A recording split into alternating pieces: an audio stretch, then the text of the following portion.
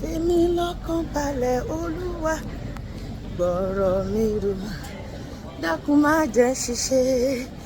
Sọ pé Olúwa, mú mi lọ sí réhóbótì ayé mi lónìí. Mú mi lọ sí ilẹ̀ tó ń ṣàn fún wàrà àti oyin ayé mi. Mú mi lọ sí Kénáánì alẹ́ mi. Mú mi lọ sí ibi ìsinmi mi. Tọkàn mi ó ti balẹ̀.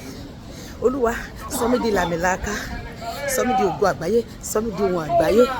Jẹ́ kí ìràwọ̀ mi tàn káyé bí òòrùn ṣe tàn káyé lórúkọ Jésù. Sọ pé Olúwa, mú mi lọ sí ibi ìpinnu rere rẹ fún ayé mi. Níbi tí ọkàn mi yóò ti balẹ̀. Òwò tí màá ṣe tí màá fi là. Olúwa, gbé ọwọ́ mi lé. Olúwa, mú mi jájú ọ̀nà. Mú mi gbẹ́ kànga kan omi. Olúwa, iṣẹ́ tí màá ṣe tí màá fi là. Olúwa, fi ọwọ́ mi lé.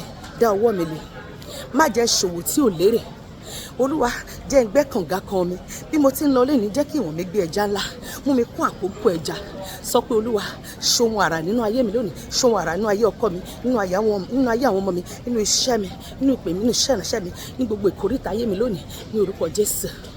Odò tó ń gbé kádàrá mi, tó ń gbé kádàrá mi o, níran mi ẹgbẹ́ níwájú mi.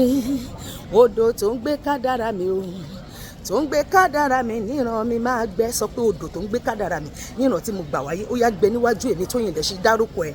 Gbẹ níwájú mi. Sọ pé Olúwa, ibi gíga tí àwọn ológo kì í dé ní ìran mi, jẹ́ kí èmi débẹ̀. Ibi tí àwọn ọmọ ológo máa ń dé dúró ní ìran tí mo gbà wáyé tí wọn kì í lè lọ mọ́, ẹ̀mí mímọ́ gbé mi fò, gbé mi kọjá, gbé mi fò, gbé mi kọjá. Olúwa, gbé mi sáré. Olúwa, gbé ọkọ mi sáré, gbé àwọn ọmọ mi sáré, gbé ìpè mi sáré, gbé iṣẹ́ mi sáré, gbé àyànmọ́ mi sáré, gbé iṣẹ́ ìránṣẹ́ mi sáré. Olúwa, gbé wa wọnú ògo tuntun àti inú ìṣe rere tuntun. Ìyàrá ọlá tí ẹnikẹ́ni ò wọ̀ rí ní ìran tí mo gbà wáyé. Olúwa, gbé mi wọbẹ̀ lọ. Olúwa, gbé mi wọbẹ̀ lọ. Gbé mi lọ sí ibi gíga.